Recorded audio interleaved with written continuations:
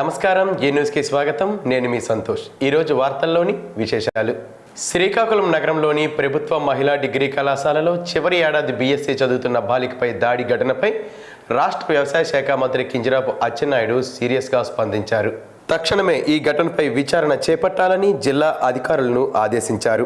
దాడికి పాల్పడిన దుండగులను తక్షణమే అరెస్టు చేయాలని పోలీసులకు చెప్పారు. ఈ మేరకు జిల్లా ఎస్పీ మహేశ్వర్ రెడ్డితోనూ శ్రీకాకుళం డీఎస్పీ వివేకానందతో చరవాణిలో మాట్లాడారు. అలాగే బీసీ సంక్షేమ శాఖ అధికారిని కూడా ఘటనా స్థలానికి వెళ్లి బాధితురాలతో మాట్లాడి నివేదిక అందించాలని ఆదేశించారు. బాలికకు మెరుగైన వైద్యం అందించాలని శ్రీకాకుళం సర్వజన ప్రభుత్వ ఆసుపత్రి వైద్యులకు సూచించారు.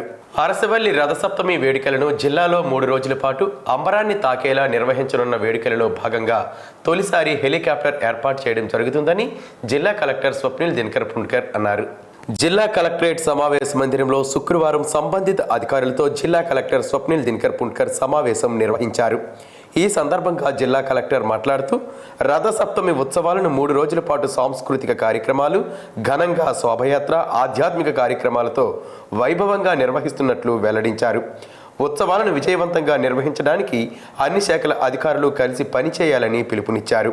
సామూహిక సూర్య నమస్కారాలతో వేడుకలు ప్రారంభమవుతాయని, మున్సిపల్ ఉన్నత పాఠశాల మైదానంలో వాలీబాల్, కర్రసాము, సంగిడీలు, ఎద్దుల బండ్ల పోటీలు, వెయిట్ లిఫ్టింగ్ వంటి గ్రామీణ క్రీడలను నిర్వహిస్తామని, అలాగే డచ్ బిల్డింగ్ వద్ద క్రాకర్ షో నిర్వహించడం జరుగుతుందని అన్నారు. ఈ కార్యక్రమంలో హెలికాప్టర్ నిర్వాహకులకు సైట్ చూపించడం జరిగింది. హెలికాప్టర్ నిర్వహణకు సంబంధించి చేపట్టవలసిన భద్రతా చర్యలపై సమీక్షించారు. నిర్వహణకు సంబంధించి నిబంధనలు విధిగా పాటించాలని చెప్పారు. వెబ్సైట్లో టికెట్ బుకింగ్ అందుబాటులో ఉండేలా చూడాలని అన్నారు. అలాగే ఎటువంటి సమస్యలు రాకుండా ముందస్తు చర్యలు చేపట్టాలని చెప్పారు. టికెట్ తీసుకున్న యాత్రికులు ఎలా హెలిప్యాడ్కు చేరుకోవాలి, వారికి వేచి ఉండేందుకు కావలసిన ఏర్పాట్లు చేయాలని అన్నారు. ఏపీ ఈపీడీసీఎల్ డచ్ బిల్డింగ్ వద్ద విద్యుత్ అందుబాటులో ఉండేలా, అలాగే మున్సిపల్ అధికారులు పరిసరాల పరిశుభ్రతపై ప్రత్యేక దృష్టి సారించాలని చెప్పారు. ఉత్తరాంధ్ర పరిధిలోని విశాఖపట్నం, విజయనగరం, శ్రీకాకుళం, అనకాపల్లి, అల్లూరి సీతారామరాజు, పార్వతీపురం, మన్యం జిల్లాలకు సంబంధించిన ఉపాధ్యాయ ఎమ్మెల్సీ ఎన్నికల పోలింగ్ ఫిబ్రవరి 27వ తేదీ ఉదయం 8 గంటల నుంచి సాయంత్రం 4 గంటల వరకు జరుగుతుందని, దీనికి సంబంధించిన అన్ని రకాల ప్రక్రియలను జిల్లా అధికార యంత్రాంగం మొదలుపెట్టిందని జిల్లా కలెక్టర్ స్వప్నిల్ దినకర్ పుండ్కర్ పేర్కొన్నారు. ఎన్నికల సంఘం వెలువరించిన షెడ్యూల్ ప్రకారం జనవరి 29వ తేదీ నుంచి ఎన్నికల ప్రవర్తన నియమావళి అమల్లోకి వచ్చిందని అన్నారు. గురువారం ఆయన ఒక ప్రకటన విడుదల చేస్తూ 24 గంటల్లో అన్ని ప్రభుత్వ కార్యాలయాల్లో, పబ్లిక్ ప్రాంతాల్లో రాజకీయపరమైన పోస్టర్లు, ఫోటోలు తొలగించేందుకు చర్యలు తీసుకోవాల్సిందిగా సంబంధిత అధికారులను ఆదేశించినట్లు తెలిపారు. ఉపాధ్యాయ ఎమ్మెల్సీ ఎన్నికలకు సంబంధించి ఎన్నికల సంఘం వెలువరించిన షెడ్యూల్ ప్రకారం ఫిబ్రవరి 3వ తేదీన నోటిఫికేషన్ జారీ అవుతుందని, ఆ రోజు నుంచి అన్ని ప్రభుత్వ పనిదినాల్లో ఉదయం 11 నుంచి సాయంత్రం 3 గంటల వరకు నామినేషన్లు స్వీకరిస్తారని కలెక్టర్ అన్నారు. 10వ తేదీ సాయంత్రం 3 గంటలతో నామినేషన్ల ప్రక్రియ ముగుస్తుందని, 11న పరిశీలన, 13న ఉపసంహరణ ప్రక్రియ జరుగుతుందని పేర్కొన్నారు. 27వ తేదీ ఉదయం 8 గంటల నుంచి సాయంత్రం 4 గంటల వరకు పోలింగ్ జరుగుతుందన్నారు. మార్చి 3వ తేదీన కౌంటింగ్ ప్రారంభమవుతుందని, 8వ తేదీతో ఎన్నికల ప్రక్రియ ముగుస్తుందని కలెక్టర్ వివరించారు. జనరల్ అభ్యర్థులు 10,000, ఎస్సీ ఎస్టీ అభ్యర్థులు 5,000 ధరావత్ చెల్లించాల్సి ఉంటుందని అన్నారు. ఫారం 26 ద్వారా అఫిడవిట్ సమర్పించాలన్నారు. సాధారణ ఎన్నికల మాదిరిగానే ఇప్పుడు కూడా అన్ని రకాల నిబంధనలు అభ్యర్థులకు వర్తిస్తాయని స్పష్టం చేశారు. గత వైఎస్ఆర్సీ ప్రభుత్వం జగన్మోహన్ రెడ్డి తన సొంత కుటుంబ విలాసాల కోసం, కమిషన్ల కోసం ఆంధ్రప్రదేశ్ రాష్ట్రాన్ని అప్పుల ఆంధ్రప్రదేశ్గా మార్చారని నరసన్నపేట నియోజకవర్గ శాసనసభ్యులు బొగ్గు రమణమూర్తి అన్నారు. నరసన్నపేట పార్టీ కార్యాలయంలో మీడియా సమావేశం నిర్వహించారు. ఈ సందర్భంగా ఆయన మాట్లాడుతూ ఆంధ్రప్రదేశ్ రాష్ట్రాన్ని మళ్లీ అప్పుల పాల నుండి గట్టెక్కించి స్వర్ణాంధ్రప్రదేశ్గా మార్చే శక్తి కూటమి ప్రభుత్వ ముఖ్యమంత్రి నారా చంద్రబాబు నాయుడుతోనే సాధ్యమని అన్నారు. జగన్మోహన్ రెడ్డి గత 5 సంవత్సరాల్లో 10 లక్షల కోట్లు అప్పు చేసి ఏడాదికి 71,000 కోట్లు అసలు, వడ్డీ చెల్లింపు భారం 1,40,000 కోట్లు చెల్లింపు భారంగా మారిందని అన్నారు.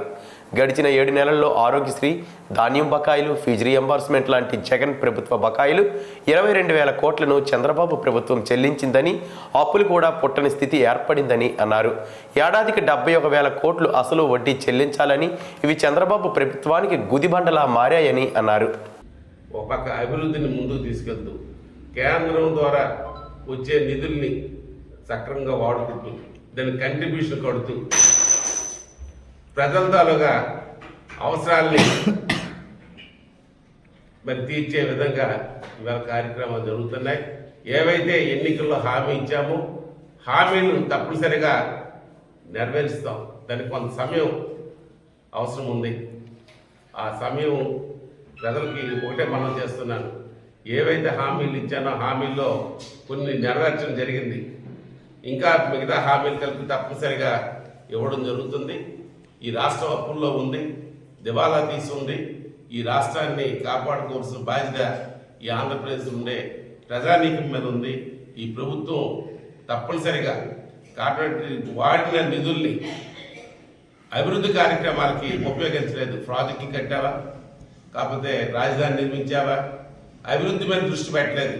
కేవలం అప్పులు చేసి అప్పులను దోసుకోవడానికే అధిక ప్రాధాన్యత ఇచ్చినారు. ఒక పక్క ఇసుక మాఫియా, ఒక పక్క మద్యం మాఫియా, ఒక పక్క భూముల మాఫియా.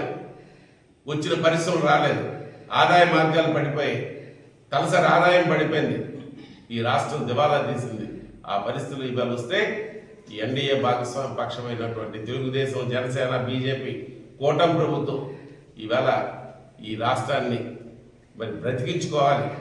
ఈ రాష్ట్రంలో ఉండే ప్రజానీకానికి మరి ఏవైతే కార్యక్రమాలు ఉన్నాయో సేవలు అందించాలనే ఆలోచనతో ఇవాళ పనిచేస్తున్న విషయాన్ని ప్రజలు గమనించవలసిన పరిస్థితి ఉంది. ప్రజల అభిమానం పొందిన వ్యక్తి దివంగత ఎచ్చెర్ల వెంకట సూర్యనారాయణ అని మాజీ మంత్రి ధర్మాన ప్రసాదరావు పేర్కొన్నారు. శ్రీకాకుళం మండలంలోని కిల్లిపాలెంలో సూర్యనారాయణ విగ్రహావిష్కరణ శుక్రవారం నిర్వహించారు. ఈ కార్యక్రమానికి ధర్మాన ప్రసాదరావు ముఖ్య అతిథిగా పాల్గొన్నారు. వెంకట సూర్యనారాయణ విగ్రహావిష్కరణకు అన్ని రాజకీయ పార్టీల నాయకులు హాజరు కావడం ముదావహమన్నారు. ఆయన కన్నుమూసి సంవత్సరం కావస్తుందని చెప్పారు. కుటుంబ సభ్యులు, బంధువులు, స్నేహితులు, అభిమానులు కలిసి వెంకట సూర్యనారాయణ విగ్రహాన్ని ఏర్పాటు చేయడం ఆనందంగా ఉందన్నారు. వెంకట సూర్యనారాయణ కిల్లిపొలం సర్పంచ్గా రాజకీయాల్లో ప్రస్థానం మొదలైందని చెప్పారు. 2001 నుంచి 2006 వరకు జిల్లా పరిషత్ చైర్మన్గా వ్యవహరించారని ధర్మాన గుర్తు చేశారు. రాజకీయాల్లో ఉంటున్న కాలంలో సాటి ప్రతినిధులు, సహచరులు ప్రజల పట్ల చూపిన ప్రేమ, అందరితో కలిసి పనిచేసిన రోజులు వారు ఎన్నటికీ మర్చిపోలేరని అన్నారు. ఆయన తండ్రి అప్పన్న కూడా సమితి అధ్యక్షునిగా పనిచేసి క్రియాశీలక రాజకీయాల్లో మొదటి తరం వ్యక్తులుగా ప్రజల మన్ననలు పొందారని ధర్మాన తెలిపారు. అదే కుటుంబం నుంచి సూర్యనారాయణ రెండో కుమారుడు శ్రీధర్, భార్య దివ్య శ్రీకాకుళం జడ్పీటీసీగా ఎన్నికయ్యారని, 3 తరాల నుంచి రాజకీయాల్లో ఉంటూ ప్రజల అభిమానాన్ని చాటుకుంటున్నారని అన్నారు. విగ్రహావిష్కరణ కార్యక్రమంలో మాజీ మంత్రి ధర్మాన కృష్ణదాస్, గుండ అప్పల సూర్యనారాయణ, కేంద్ర మాజీ మంత్రి కిల్లి కృపారాణి, కిల్లి రామ్మోహన్ రావు దంపతులు, మాజీ ఎమ్మెల్యేలు రెడ్డి శాంతి, గుండ లక్ష్మీదేవి, మున్సిపల్ మాజీ chairperson MV Padmavathi, Kalinga Vysya corporation మాజీ చైర్మన్ అందవరపు సూరిబాబు, యువనేత ధర్మాన రామ్ మనోహర్ నాయుడు తదితరులు పాల్గొన్నారు. కీర్తిశేషులు ఎచ్చెర్ల శ్రీ వెంకట సూర్యనారాయణ విగ్రహావిష్కరణ ఈరోజు తన స్వగ్రామం అయినటువంటి కిల్లిపాలెంలో మా అందరి చేతుల మీదుగా ఆవిష్కరించే కార్యక్రమం జరిగింది. సుమారు సంవత్సర కాలం దాటి అతని గతించిన తర్వాత గ్రామస్తులు, కుటుంబ సభ్యులు, శ్రేయోభిలాషులు, స్నేహితులు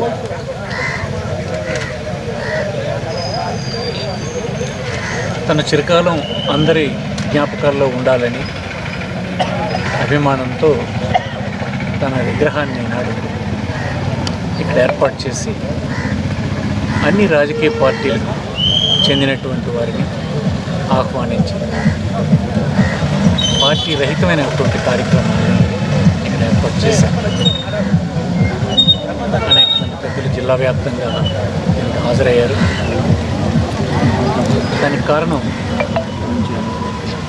తను కిల్లిపాలెం గ్రామ పంచాయతీకి సర్పంచ్గా ప్రారంభించినటువంటి రాజకీయ జీవితంలో అంచెంచెలుగా ఎదిగి జడ్పీటీసీ సభ్యునిగాను, తదుపరి జిల్లా పరిషత్ అధ్యక్షునిగాను 2001 నుంచి 2006 వరకు 5 సంవత్సరాల కాలం శ్రీకాకుళం జిల్లా పరిషత్ అధ్యక్షులుగా కూడా పనిచేశారు. శ్రీకాకుళం ప్రభుత్వ మహిళా డిగ్రీ కళాశాల హాస్టల్లో దారుణం చోటు చేసుకుంది. డిగ్రీ ఫైనల్ ఇయర్ చదువుతున్న విద్యార్థినిపై లైంగిక దాడికి పాల్పడ్డారు. గాయపడిన విద్యార్థిని రిమ్స్ ఆసుపత్రిలో చికిత్స పొందుతోంది. గురువారం రాత్రి సుమారు 8 గంటల సమయంలో ఈ ఘటన చోటు చేసుకుంది. ఘటన జరిగిన విషయం తల్లిదండ్రులకు కళాశాల సిబ్బంది తెలపకపోవడంతో ఆందోళన చెందుతున్నారు. ఈ ఘటనపై హోంమంత్రి అనిత జిల్లా ఎస్పీతో ఫోన్లో మాట్లాడి వివరాలు తెలుసుకున్నారు.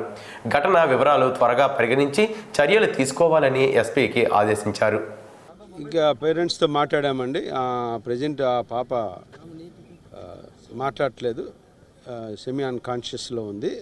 రెస్పాండ్ అవుతుంది కానీ మాట్లాడే స్టేజ్లో అయితే లేదు. సో పేరెంట్స్ని వెర్షన్ తీసుకున్నాము. వాళ్ళ అనుమానాలు వాళ్ళు చెప్పారు. బేసింగ్ ఆన్ దట్ ఇప్పుడు ఇన్వెస్టిగేషన్ అనేది ఫుల్ ప్లెజ్డ్గా చేస్తున్నాం. ఆల్రెడీ ఎస్ఐ సిఐ అక్కడ సీన్లో ఉన్నారు. They are doing their work. మేము కూడా ఇప్పుడు వెళ్తాను, అక్కడికి కూడా వెళ్తాను. వీళ్ళ పేరెంట్స్ వెర్షను, అక్కడ కాలేజీ వెర్షన్ అన్నీ చూసుకుని దాని ప్రకారం మేము దర్యాప్తు చేస్తామని. ఇప్పుడు డాక్టర్స్తో సూపరింటెండెంట్ గారితో కూడా మాట్లాడాను. ఆల్రెడీ రాత్రి న్యూరో స్కాన్స్ అన్నీ తీసాం సార్. మదర్ ఉన్నారు కాబట్టి ఇప్పుడు గైనిక్ అండ్ అని చెప్పారు. అవన్నీ కూడా టెస్ట్లు కంప్లీట్ చేస్తామని, అలాగే ఈఎన్టీ కూడా చేయమని చెప్పాను.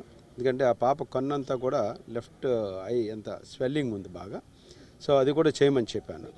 సో అది కూడా చేస్తే మనకి ఇంకా అన్ని మెడికల్ టెస్ట్ అన్నీ కూడా ఇక్కడ ఒక ఇన్స్పెక్టర్ గారు ఇక్కడే ఉంటారు. పూర్తి స్థాయిలో చేస్తాం. వాళ్ళ అనుమానాలన్నింటినీ కూడా మేము కన్సిడర్ చేస్తున్నాం. ఇప్పుడు కంప్లైంట్ కూడా ఇప్పుడు ఇస్తున్నారు వాళ్ళు. Will take action according to the law. Srikakulam జిల్లా అరసవెల్లి శ్రీ సూర్యనారాయణ స్వామి వారి రథసప్తమి వేడుకలు ఫిబ్రవరి 2, 3, 4 తేదీలలో రాష్ట్ర పండుగగా జరగనున్న నేపథ్యంలో జిల్లా పోలీస్ యంత్రాంగం రథసప్తమి వేడుకలు ప్రశాంతంగా నిర్వహణ, భక్తుల దర్శనం, వాహనాల పార్కింగ్, ట్రాఫిక్ మళ్లింపు చర్యలపై శ్రీకాకుళం జిల్లా ఎస్పీ కేవి మహేశ్వర్ రెడ్డి ఆదేశాల మేరకు శుక్రవారం జిల్లా పోలీస్ కార్యాలయంలో అదనపు SP KV Ramana, DSP CH Vivekananda సంయుక్తంగా పత్రికా సమావేశాన్ని నిర్వహించారు. రథసప్తమి వేడుకలు పురస్కరించుకుని భక్తులు ఒక్కరికి 300, ఇద్దరికి 500 రూపాయలలో దర్శనానికి అనుమతి. డోనర్ క్షీరాభిషేకం టికెట్లు ఉన్నవారు వారికి కేటాయించిన స్లాట్లు సమయాన్ని బట్టి దర్శనానికి రావాలని తెలిపారు. సామాన్య భక్తులు ప్రశాంతంగా దర్శనం చేసుకునేందుకు జిల్లా ఎస్పీ స్వయంగా బందోబస్తు ఏర్పాట్లను పర్యవేక్షించి పటిష్టమైన భద్రతా చర్యలు చేపడుతున్నామని తెలిపారు. శ్రీకాకుళం పట్టణానికి సింహద్వారం, కొత్త రోడ్డు, పెద్దపాడు కూడలలో నుంచి ప్రవేశ మార్గాల ద్వారా దర్శనం నిమిత్తం ప్రవేశానికి అనుమతి కల్పించామని, అదేవిధంగా నవభారత్ జంక్షన్ మీదుగా ఎగ్జిట్ అయ్యే మార్గాన్ని నిర్దేశించామని చెప్పారు. దర్శనం నిమిత్తం వచ్చే భక్తులు తీసుకోవలసిన జాగ్రత్తలు, పాటించవలసిన నియమాలు, క్యూ లైన్లు, వాహనాల parking, Koyyana Kannayya colony, APHP colony, Arasavilli MPUP school, Vadada junction, స్థలాలు, భక్తులు ఇచ్చే మార్గాలు, వెళ్లే మార్గాలు, భక్తుల రద్దీ దృష్ట్యా జిల్లా పోలీస్ యంత్రాంగం తీసుకున్న ట్రాఫిక్ మళ్లింపు చర్యలు, 2, 3 తేదీల్లో జరిగే సూర్య నమస్కారాలు, శోభయాత్ర, సాంస్కృతిక కార్యక్రమాలు జరిగే ప్రదేశాలు, వాటి పార్కింగ్ స్థలాలు యొక్క పూర్తి వివరాలు శుక్రవారం నిర్వహించిన పత్రికా సమావేశంలో పోస్టర్ల ద్వారా వెల్లడించారు. మన రథసప్తమి రాష్ట్ర పండుగ నిర్వహించడానికి గురించి ఏర్పాట్ల గురించి మనం ఇప్పుడు చెప్పడం జరుగుతుంది. ఇందులో భక్తులకి పాలాభిషేకం సమయంలో 500 రూపీస్ టికెట్ తీసుకుంటే ఇద్దరికి అనుమతిస్తారు. అలాగే 300 రూపీస్ టికెట్ తీస్తే ఒకరికి అనుమతిస్తారు. అలాగే వాళ్ళకి స్లాట్స్ ఆల్రెడీ ఇవ్వడం జరిగింది. అంటే వాళ్ళకి ఏదో 7 to 8 లేకపోతే 9 to 10 అట్లా స్లాట్స్ ఉంటాయి. ఆ స్లాట్స్లో వస్తే వాళ్ళు ఈజీగా వాళ్ళకి ఎక్కువ సేపు వెయిటింగ్ లేకుండా మనకి వాళ్ళు పంపించడం జరుగుతుంది.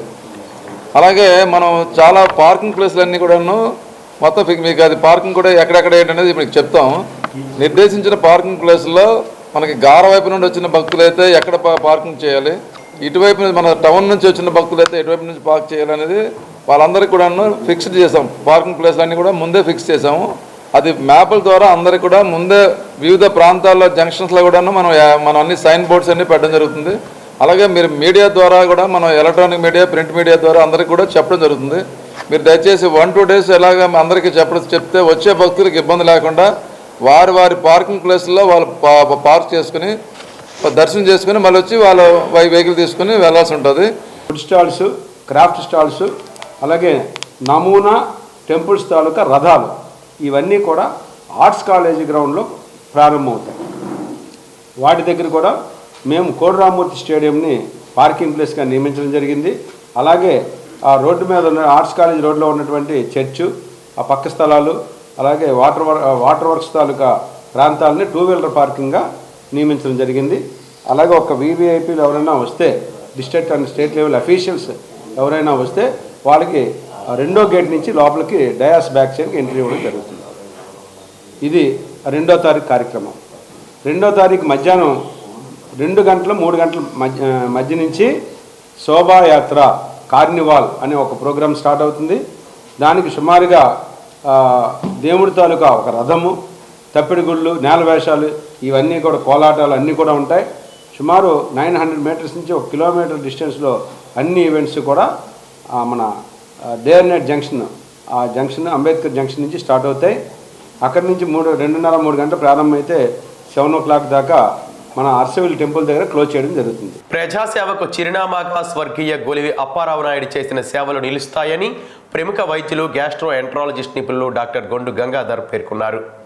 స్వర్గీయ గొలివి అప్పారావు నాయుడు 4వ వర్ధంతి సందర్భంగా శుక్రవారం రెడ్ క్రాస్ కేంద్రంలో ఏర్పాటు చేసిన రక్తదాన కార్యక్రమానికి ముఖ్య అతిథిగా విచ్చేసి మాట్లాడారు.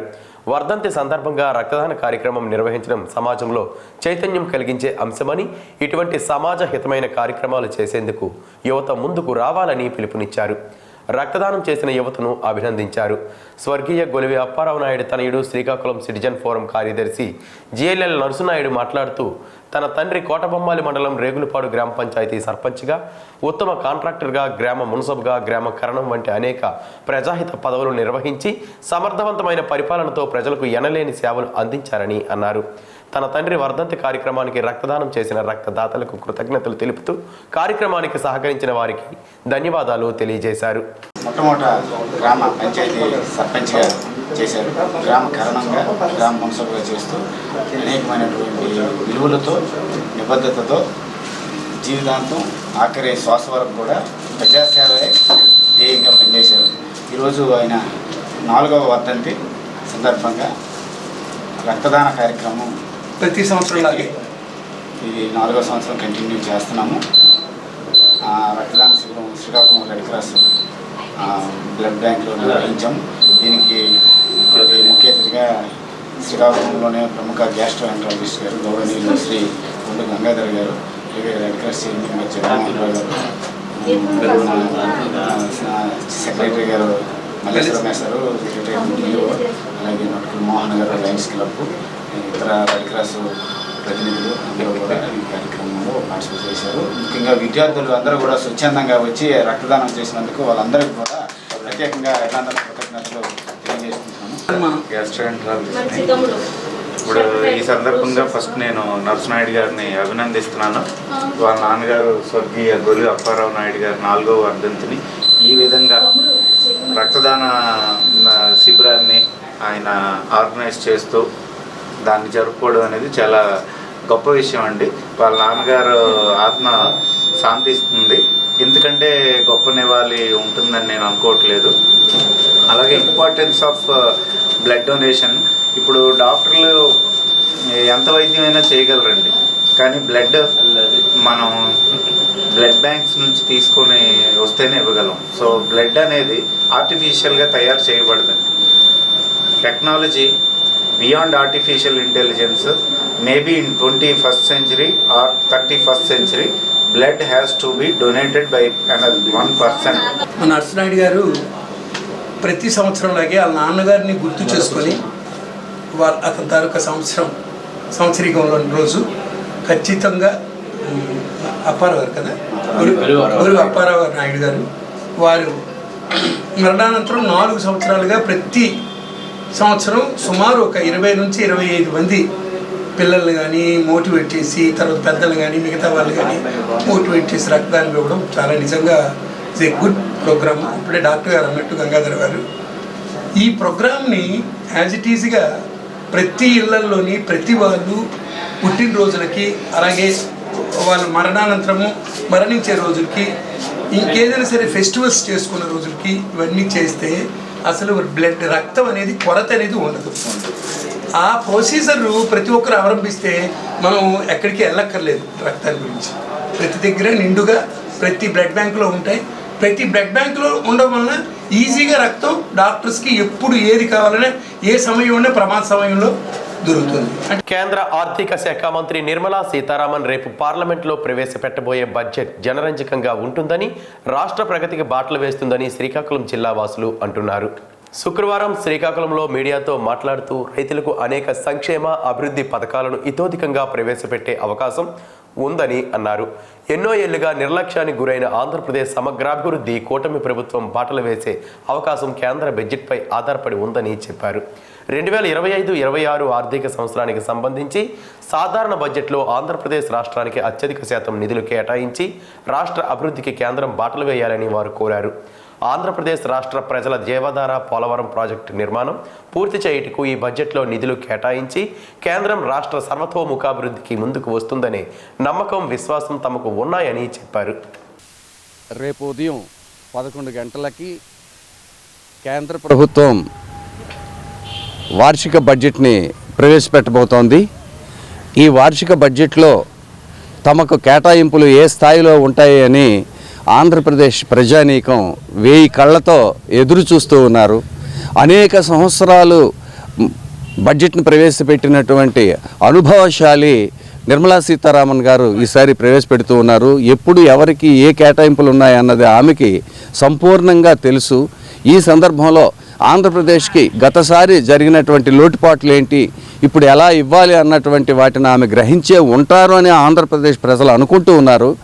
ఈ సందర్భంలో మేము కూడా ఊహిస్తున్నది, మేము కోరుతున్నది కూడా ఆంధ్రప్రదేశ్ ప్రజానీకంగా ఇక్కడ అభివృద్ధికి ప్రధాన కారణమైనటువంటి అంశాల మీద వారు స్పందించాలి. ముఖ్యంగా అన్ని బడ్జెట్లు ఒకేసారి ప్రవేశపెడుతూ రైల్వే బడ్జెట్లో కూడా ఆంధ్రప్రదేశ్లో రైల్వే స్టేషన్లకు సంబంధించినటువంటి అభివృద్ధి కార్యక్రమాలకు సంబంధించి, కొత్త లైన్లకు సంబంధించి అనేకమైనటువంటి అంశాలు పెండింగ్లో ఉన్నాయి. మరి వాటన్నింటినీ కూడా క్లియర్ చేసి విశాఖ జోన్కి సంబంధించి కూడా నిధులు పుష్కలంగా కేటాయించబడాలి అన్నటువంటిది మా కోరిక. కేంద్ర బడ్జెట్ను రేపు ప్రవేశపెడుతున్నారు. మన ఆంధ్రప్రదేశ్కు రాజధాని లేదు, అలాగే పోలవరం ప్రాజెక్టు ఇన్కంప్లీటెడ్గా ఉంది, స్టీల్ ప్లాంట్ ఇష్యూ ఇంకా ఎటు తేలలేదు, ఇంకా అర్బన్ డెవలప్మెంట్కు శ్రీకాకుళం అర్బన్ డెవలప్మెంట్కు కానీ స్టేట్ అర్బన్ డెవలప్మెంట్ అథారిటీస్ కానీ నిధులు లేకుండా ఉన్నాయి. ముఖ్యంగా శ్రీకాకుళం వరకు చూసుకుంటే సుడాకి నిధులు లేకపోవడం వల్ల నగర అభివృద్ధికి చాలా ఆటంకం కలుగుతుంది. శ్రీకాకుళంకు రింగ్ రోడ్డు వంటి కొన్ని సమస్యలు ఎప్పటి నుంచో మనకు వేధిస్తున్నాయి. ఇంకా రైల్వే పరంగా కూడా మనకి చాలా వెనుకబాటుతనంలో ఉన్నాము. వాటన్నిటికీ పూర్తిగా నిధులు కేటాయించి మనకి ఏపీకి న్యాయం చేస్తారని కోరుకుంటున్నాను. రేపు అనగా 1-2-2025లో మన భారతదేశ ఆర్థిక బడ్జెట్ పెట్టబోతున్నారు. మరి అందులో నిర్మలా సీతారామన్ గారు ఈవిడికి దగ్గర 15-20 సార్లు ఆర్థిక బడ్జెట్ పెట్టే అవకాశం కలిగింది. మరి ఆవిడ ఆంధ్రప్రదేశ్ కోడలవ్వడము ఆవిడ మన ఆంధ్రప్రదేశ్ తాలూకా మంచి గొప్ప విషయమే. మరి అటువంటి ఆవిడ ఈ ఆర్థిక బడ్జెట్ పెడుతున్నప్పుడు ఆంధ్రప్రదేశ్ డెవలప్మెంట్ కోసం కొద్దిగా ఆలోచించి ఫండ్స్ అలాట్మెంట్లో ఆంధ్రప్రదేశ్కి ఎక్కువగానే అలాట్ చేస్తే చదువుకొని ఎక్కువ మంది ఉన్నారు.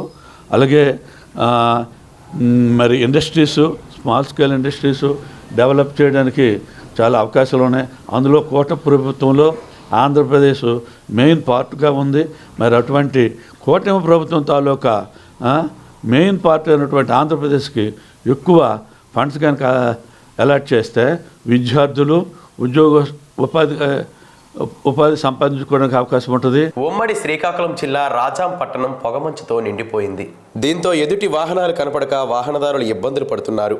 వాహనాల దగ్గరికి వస్తే తప్ప కనిపించడం లేదు. పొగమంచు కారణంగా రోడ్డు ప్రమాదాలు జరిగే అవకాశం ఉందని వాహనదారులు అంటున్నారు. రహదారులపై పొగమంచు అధికంగా ఉండడం వల్ల లైట్ల వెలుతురులో ప్రయాణం చేయాల్సి వస్తుందని వాహనదారులు వాపోతున్నారు.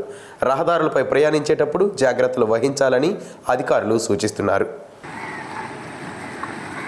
సిఐటియు తొలితరం నాయకులు, జిల్లా ప్రథమ అధ్యక్షులు కామ్రేడ్ విజేకే మూర్తి ఆశయ సాధనకు అందరూ కృషి చేయాలని సిఐటియు జిల్లా అధ్యక్ష ప్రధాన కార్యదర్శులు సిహెచ్ అమ్మనాయుడు, పి తేజేశ్వరరావు పిలుపునిచ్చారు. శుక్రవారం శ్రీకాకుళంలో సిఐటియు జిల్లా కార్యాలయంలో సిఐటియు జిల్లా సమావేశం జరిగింది. ఈ సమావేశంలో విజేకే మూర్తి చిత్రపటం వద్ద సంతాపం తెలియజేసి నివాళి అర్పించారు. ఈ సందర్భంగా వారు మాట్లాడుతూ విజేకే మూర్తి యావత్ జీవితాన్ని ప్రజా ఉద్యమాలకు అంకితం చేసిన మహానుభావుడని అన్నారు. జిల్లాలో సిఐటియు నిర్మాణంలో కీలక పాత్ర పోషించారని తెలిపారు. శాంక్రాక్ పిస్టన్స్ అండ్ రింగ్స్ లిమిటెడ్ పరిశ్రమలో సిఐటియు అనుబంధ యూనియన్ను ఏర్పాటు చేసి 8 నెలల సుదీర్ఘ సమ్మెకు అండగా నిలబడి సమస్య పరిష్కారానికి చేసిన కృషి కార్మికుల గుండెల్లో ఇప్పటికీ మరిచిపోలేని విషయమని తెలిపారు. అంబేద్కర్ యూనివర్సిటీ ఏర్పాటుకు పాదయాత్ర నిర్వహించారని అన్నారు. ఉత్తరాంధ్ర ఉపాధ్యాయ ఎమ్మెల్సీ అభ్యర్థిగా పీడీఎఫ్ తరపున పోటీ చేస్తున్న కోరెట్ల విజయ్ గౌరికి సిఐటియు సంపూర్ణ మద్దతు ప్రకటిస్తుందని, ఆమెను గెలిపించాలని కోరారు. విద్యారంగం, ఉద్యోగుల, ప్రజల సమస్యల పరిష్కారానికి పీడీఎఫ్ ఎమ్మెల్సీలు కృషి చేస్తున్నారని అన్నారు. కేంద్ర బీజేపీ ప్రభుత్వం తెచ్చిన కార్మిక వ్యతిరేక లేబర్ కోడ్లకు వ్యతిరేకంగా ఫిబ్రవరి 5న జరిగే నిరసనలలో కార్మిక వర్గం పాల్గొవాలని కోరారు. ఈ వార్తలు ఇంతటితో సమాప్తం. మళ్ళీ తర్వాత బులెటిన్లో కలుసుకుందాం. నమస్కారం.